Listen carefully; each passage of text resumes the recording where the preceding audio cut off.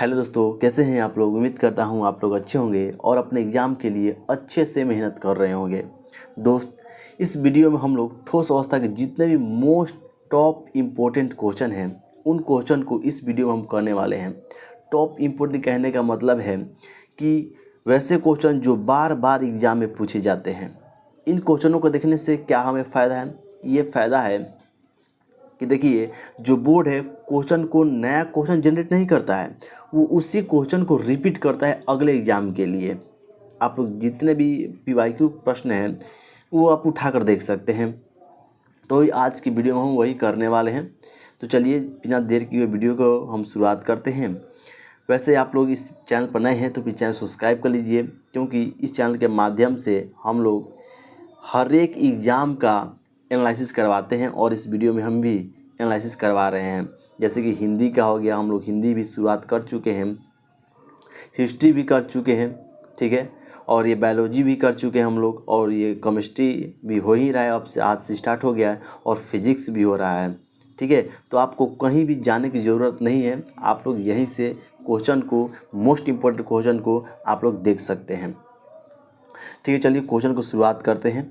देखिए पहला क्वेश्चन है, और देखिए एक और जरूरी बात दोस्त, अगर इस चैनल पर आप नए हैं तो चैनल से जुड़ जाइए और वीडियो को लाइक कर दीजिए, शेयर कर दीजिए। दूसरी बात ये है कि अगर आप इस पीडीएफ को, ये जो पीडीएफ है, इस पीडीएफ को चाहते हैं तो हमारे टेलीग्राम से ग्रुप से जुड़ जाइए। इसी वीडियो के डिस्क्रिप्शन में लिंक डाल दिया गया है विथ आंसर। देखिए आप लोग यहाँ आंसर भी देख सकते हैं, इसका आंसर भी दिया गया है, जो कि हर कोई चैनल के माध्यम से नहीं करवाया जाता है, ठीक है। ये आंसर के साथ में आपको पीडीएफ मिलेगा। तो हमारे टेलीग्राम से जुड़ जाइए, चैनल सब्सक्राइब कर लीजिए, ठीक है। तो देखिए क्वेश्चन आंसर की ओर बढ़ते हैं हम लोग, क्वेश्चन पढ़ते हैं हम। ठोस अवस्था की पहली क्वेश्चन है, क्रिस्टल के सीमित पैकिंग में सबसे अधिक खाली स्थान होता है। तो क्रिस्टल के सीमित पैकिंग में दोस्त सबसे जो ज़्यादा खाली स्थान होता है वो सरल घन इकाई सेल का होता है। इसका सही आंसर हो जाएगा ए, सरल घन इकाई सेल, ठीक है। उम्मीद करता हूँ ये सारे के सारे आप लोग पढ़ चुके हैं, सिर्फ एनालिसिस कर रहे हैं, ठीक है, ठीक है। आगे बढ़ते हैं हम लोग। किस क्रिस्टल संरचना में सीमित पैकिंग अधिकतम होता है?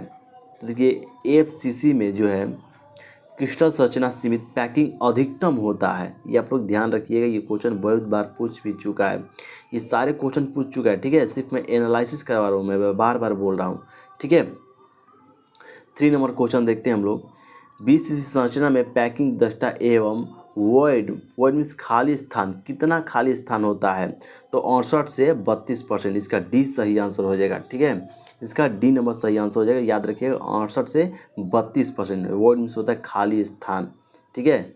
बीसीसी में खाली स्थान कितना होता है? तो 68 से 32%। ये आपका आंसर हो जाएगा, देखिए यहाँ पर, ठीक है। नेक्स्ट क्वेश्चन है, कह रहा है एफसीसी या एचसीपी या सीसीपी में पैकिंग दस्ता तथा खाली स्थान, मैं इसको बोल रहा हूँ खाली स्थान की प्रतिशतता कितनी होती है? तो आप लोग देख सकते हैं कि 74 से 26% इसकी खाली स्थान होता है, ठीक है। याद रहेगा आपको? जी हाँ, याद रहेगा। नेक्स्ट क्वेश्चन है 5 नंबर क्वेश्चन, कह रहा है क्रिस्टल में समन्वय संख्या में वृद्धि होती है, मतलब किसके कारण वृद्धि होती है, किससे वृद्धि होती है? क्या ताप के कारण हो सकता है? नहीं, ताप के कारण नहीं होता है, हम लोगों ने पढ़ा है। क्या ये दोनों से होता है? नहीं, दोनों से नहीं होता, सिर्फ एक से होता है, वो है दाब से, ठीक है। दाब में अगर वृद्धि होगा तो क्रिस्टल में समन्वय संख्या की वृद्धि होगी। तो इसका सही आंसर होगा दाब, दाब में वृद्धि से। इसका ऑप्शन नंबर बी हो जाएगा। नेक्स्ट क्वेश्चन है दोस्त, कह रहा है डायमंड यानी हीरा में पैकिंग दस्ता में खाली स्थान की प्रतिशतता कितनी होती है? तो कितनी होती है दोस्त? तो 34 से 86%, ठीक है। 34 से 66, ठीक है, 66 हो जाएगा इसका आंसर। नेक्स्ट क्वेश्चन है दोस्त, अगला क्वेश्चन कह रहा है एफसीसी संरचना में प्रति परमाणु आयन ऑक्टाहेड्रल यानी खाली स्थान की संख्या कितनी होती है? तो 4 होती है, ठीक है। इसका बी सही आंसर हो जाएगा, ठीक है। आगे बढ़ते हैं हम लोग। नेक्स्ट क्वेश्चन है, देखिए निम्न में किसमें फ्रैंकल डिफेक्ट होता है? तो आप लोग पढ़े होंगे सिल्वर ब्रोमाइड में क्या होता है? फ्रैंकल डिफेक्ट होता है। ये मोस्ट इंपॉर्टेंट क्वेश्चन है और बार बार पूछे जाने वाला क्वेश्चन है, इसलिए इसको आप लोग इग्नोर मत कीजिएगा। हो सकता है इस बार भी पूछ दे, मैं बार बार कह रहा हूँ कि इस बार भी पूछ सकता है, ऐसा नहीं है कि नहीं पूछ सकता। नेक्स्ट देखते हैं, क्रिस्टल में स्कॉट की डिफेक्ट पाया जाता है जब, कब पाया जाता है तो ये पढ़ते हैं हम लोग। क्या समान संख्या धनायन तथा ऋणायन गायब होता है? अगला ऑप्शन की ओर बढ़ते हैं, असमान संख्या में धमान एनायन गायब होता है? ये तो बिल्कुल नहीं होगा क्योंकि असमान होता ही नहीं है, ठीक है। अगला पढ़ते हैं ऑप्शन हम, आयन इंटरस्टिशियल साइट में फंसता है? नहीं, ये भी नहीं हो सकता। क्रिस्टल का घनत्व बढ़ता है? ये भी नहीं हो सकता। तो इसका सही आंसर हो जाएगा ऑप्शन नंबर ए, समान संख्या में धनायन तथा ऋणायन गायब होता है। क्या होता है? समान संख्या में धनायन और ऋणायन गायब होता है, ये इसका सही आंसर हो जाएगा। नेक्स्ट क्वेश्चन है दोस्त, कह रहा है क्रिस्टल में स्थान जालक की संख्या कितनी होती है? तो 14 होती है, ठीक है, 14 इसका सही आंसर हो जाएगा। नेक्स्ट क्वेश्चन है, सोडियम तथा पोटेशियम क्रिस्टलीय संरचना होती है, सोडियम तथा पोटेशियम क्रिस्टलीय संरचना कैसी होती है? तो इसका सही आंसर हो जाएगा बी, बीसीसी होती है, ठीक है। नेक्स्ट क्वेश्चन पढ़ते हैं हम लोग। अगला है लेड जिरकोनेट, जिसे हम लोग इसकी जो सूत्र होता है PbZrO3, ठीक है। आप लोग ये भी याद रखिएगा, ऐसा नहीं कि इसको इग्नोर कर देना है, इसको भी याद रखना है। तो दोस्त इसका सही आंसर हो जाएगा एंटी फेरो इलेक्ट्रिक, ठीक है, इसका सही आंसर हो जाएगा। नेक्स्ट क्वेश्चन की ओर हम लोग बढ़ते हैं। 13 नंबर क्वेश्चन है दोस्त, घनीय संरचना में परमाणु ए कोना, जिसे हम कॉर्नर कहते हैं, पर तथा बी फलक फेस केंद्र पर है, तो यौगिक का सूत्र क्या होगा? AB3 हो जाएगा। क्या हो जाएगा? AB3 हो जाएगा। नेक्स्ट क्वेश्चन की ओर बढ़ते हैं। आई रिपीट अगेन दोस्तों, अगर इसका आप लोग PDF चाहते हैं तो आप हमारे टेलीग्राम से जुड़ सकते हैं। इसी वीडियो को डिस्क्रिप्शन में लिंक डाल दिया गया है, आप वहाँ से PDF को प्राप्त कर सकते हैं विथ आंसर, ठीक है, जैसे कि आप लोग यहाँ पर देख रहे हैं। अगला क्वेश्चन है, घनीय क्रिस्टल में इलामेंट सिमेट्री की संख्या कितनी होती है? तो 23, इसका आंसर हो जाएगा 23। क्वेश्चन है, एनियन वैकेंसी में फंसे हुए इलेक्ट्रॉन को क्या कहते हैं हम लोग? तो कहते हैं एफ सेंटर। नेक्स्ट क्वेश्चन की ओर बढ़ते हैं हम लोग। एफ सेंटर युक्त क्रिस्टल होते हैं, कैसे होते हैं?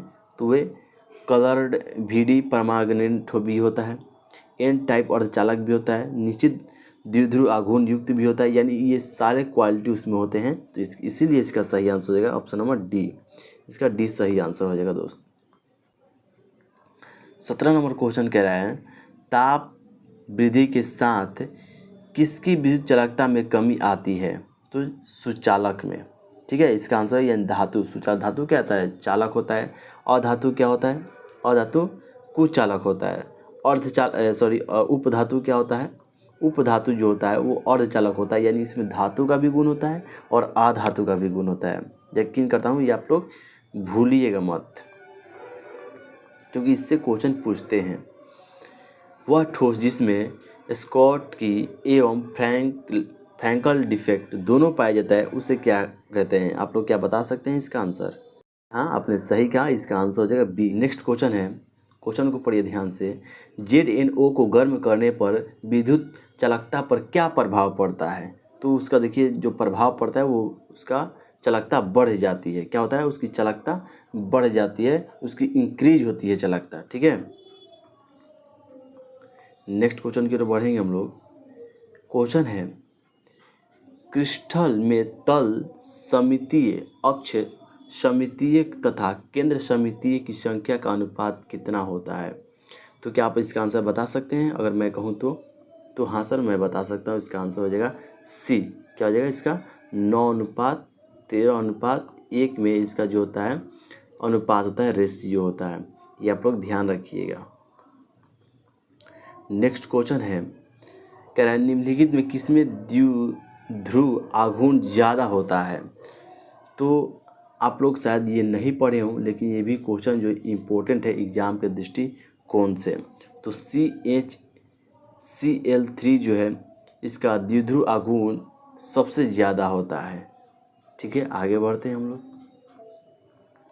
देखिए ग्लास यानी शीशा है, क्या है, इनमें तीन ऑप्शन दिए हुए, इनमें से क्या है? क्या एक माइक्रो क्रिस्टलीय ठोस है, क्या ये अतिशीतलित द्रव है, क्या ये जेल है? क्या बता सकते हैं क्या है? तो ये बार बार आप लोग अगर 12th पास भी कर जाइएगा ना तो ये क्वेश्चन रिपीट करता है कंपटीशन लेवल पर। तो ये एक अतिशीतलित द्रव है। ठीक है, अतिशीतलित द्रव क्या होता है ये आप लोग 12th क्लास से निकलेगा तो आप लोग को मालूम चलेगा। वैसे ये एक पूछता है कि शीशा क्या है, क्रिस्टल है या अक्रिस्टल है? शीशा हमेशा अक्रिस्टलीय होता है। ठीक है, अक्रिस्टलीय, ये आप लोग याद रखिएगा, बहुत बहुत इंपॉर्टेंट है। शीशा क्या है, क्रिस्टल या अक्रिस्टल? ऐसे दो ऑप्शन में आपको गड़बड़ाने को लिए बोल देगा। ठीक है, तो ये अक्रिस्टलीय है। ठीक है, क्योंकि इसकी ज्यामिति जो गलनांक है निश्चित नहीं होता है। ठीक है, ये इसका कारण हो सकता है। 23 नंबर क्वेश्चन है दोस्त, आयनिक ठोस निम्नलिखित में से कौन है? अब देखिए आयनिक ठोस बोल रहा है कौन है? क्या बर्फ एक आयनिक ठोस है? बिल्कुल नहीं है। अधातु और धातु एक आयनिक ठोस है? नहीं है। तो कौन हो सकता है आयनिक ठोस? तो NaCl क्या है? सॉरी, आयनिक ठोस है। Na पर प्लस होता है और Cl पर क्या होता है, माइनस होता है, इसलिए ये क्या है, एक आयनिक ठोस है। मालूम चल गया इसके कारण भी। आगे बढ़ते हैं हम लोग। देखिए पूछ दिया क्वेश्चन, कह रहा है कि हीरा क्या है? हीरा क्या है? इन चार में से हीरा क्या है? आप लोग के शिक्षक पढ़ाए होंगे कि हीरा क्या है, नहीं पढ़ाए हैं तो यहाँ जान लीजिए। क्या एक नेटवर्क या सॉलिड है? तो हाँ सर, एक नेटवर्क सॉलिड है। क्या एक आयनिक सॉलिड? तो नहीं, ये हीरा एक आयनिक सॉलिड नहीं है। आणविक है? नहीं, आणविक नहीं है। तो क्या हो जाएगा इसका आंसर? नेटवर्क सॉलिड है। नेक्स्ट क्वेश्चन की ओर हम लोग बढ़ते हैं और तेज़ी से बढ़ते हैं क्योंकि वीडियो लंबा ना हो जाए। क्वेश्चन है NaCl जो कि एक आयनिक ठोस है, हम लोग पिछले क्वेश्चन में ही पढ़ चुके हैं। धनायन तथा ऋणायन के समन्वय संख्या कितनी होती है? इसका आंसर हो जाएगा 6 और 6। ठीक है, आगे बढ़ते हैं हम लोग। धात्विक ठोस निम्नलिखित में कौन है? धात्विक ठोस, ग्रेफाइट एक धातु है? नहीं। और क्या धातु में से धातु है? नहीं। बर्फ और NaCl है? नहीं। तो है क्या? सिलिका और क्वार्टज है? नहीं। तो है क्या? मैं आपके अनुसार सोच रहा हूँ कि है क्या, ऐसे तो मुझे तो मालूम है। ठीक है, तो फिर से हम लोग एक बार क्वेश्चन को पढ़ते हैं इसको। ठीक है,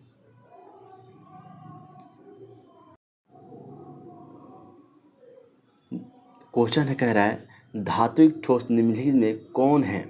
तो जैसे कि मैंने सभी कहा था, नहीं नहीं, ये मैंने आपके पर्सपेक्टिव से कहा था। ठीक है, वैसे इसका आंसर इसका आ जाएगा धातु या मिश्र धातु। ठीक है, इसका आंसर है धातु या मिश्र धातु। नेक्स्ट क्वेश्चन की ओर हम बढ़ते हैं। अगला क्वेश्चन कह रहा है सहसंयोजित ठोस है। सहसंयोजित ठोस निम्नलिखित में से क्या है? क्या लगता है आपको? मेरे तो अनुसार लग रहा है कि हीरा एवं ग्रेफाइट क्या है, एक सहसंयोजित ठोस है, बिकॉज इनमें से कोई एक सहसंयोजी ठोस नहीं है। हीरा एवं ग्रेफाइट क्या है? सहसंयोजी ठोस है। नेक्स्ट क्वेश्चन की ओर बढ़ते हैं हम लोग। 28 नंबर क्वेश्चन कह रहा है अनुचुंबकीय पदार्थ में एक या एक से अधिक अयुग्मित इलेक्ट्रॉन होते हैं, ऐसे पदार्थ निम्न से कौन है? तो ऐसे पदार्थ निम्न से Cu2+ इसका सही आंसर हो जाएगा, ए इसका सही आंसर हो जाएगा। नेक्स्ट क्वेश्चन की ओर बढ़ते हैं हम लोग। क्वेश्चन कह रहा है HCP संरचना का पैकिंग फ्रैक्शन है। हो सकता है दोस्त आप लोगों को मालूम ना हो, वैसे तो मुझे ऐसा लगता है कि 0.74 होना चाहिए, जहाँ तक मुझे इसकी नॉलेज है। ये 0.68 तो नहीं होगा और 0.5 नहीं होगा, 0.45 भी नहीं होगा। इसका आंसर होना चाहिए B। देखते हैं इसका आंसर क्या होता है। जी हाँ, इसका सही आंसर है B, सही आंसर हो जाएगा। ठीक है, नेक्स्ट क्वेश्चन कह रहा है विषम संख्या युक्त इलेक्ट्रॉन वाले परमाणु होते हैं, कैसे होते हैं? क्या आप लोग बता सकते हैं?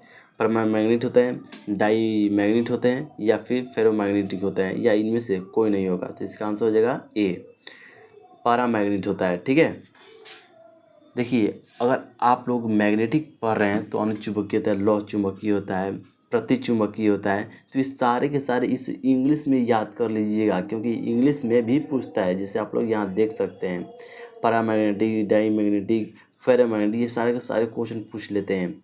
ठीक है, तो ये आप लोग इंग्लिश में भी याद कर सकते हैं, ऐसा नहीं है कि आप लोग हिंदी में याद करिएगा। नेक्स्ट क्वेश्चन है, बीसीसीआई यूनिट सेल में एटम्स की संख्या कितनी होती है? 2 होते हैं। ये सब आप लोगों को मालूम है, इसलिए हम लोग एक एक करके ही पढ़ेंगे। अगला क्वेश्चन है दोस्त, कह रहा है कि एंटी फेरोमैग्नेटिक ऑक्साइड है क्या है? तो ये एक CrO2 है।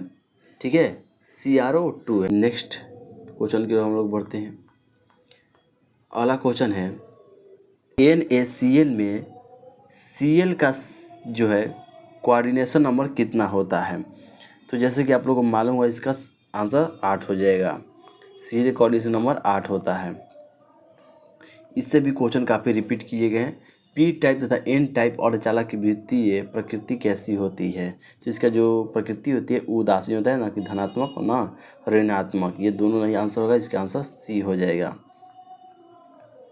अगला क्वेश्चन है, ताप वृद्धि के साथ किसके विद्युत चालकता में कमी होती है? तो ताप वृद्धि के साथ जो है चालकता में जो कमी आती है वो धात्विक पदार्थों में होता है। ठीक है, धात्विक पदार्थों, यह कहने का अर्थ है सुचालक में। ठीक है, सुचालक, अचालक नहीं। देखिए, अचालक नहीं, अचालक अधातु में होता है। जैसे कि मैंने कहा था, अर्धचालक होता है उप धातु में, जो कि दोनों का गुण रहता है, अर्धचालक और उपचालक में। तो देखिए दोस्तों, क्वेश्चन हमारे पास इतना ही मोस्ट इम्पोर्टेंट क्वेश्चन था। अगर इसको आप लोग शुरू से अंत तक दोबारा भी रिपीट कर लेते हैं तो ये आपके लिए बहुत ही फ़ायदेमंद होगा, आपको स्कोर में बूस्ट करने में मदद करेगा। तो हम लोग तुरंत 12th जो केमिस्ट्री के जो है 2 चैप्टर है बिलियन, उसको भी हम तुरंत करने वाले हैं। ठीक है, तो मिलते हैं नेक्स्ट वीडियो में, तब तक के लिए जय हिंद दोस्तों।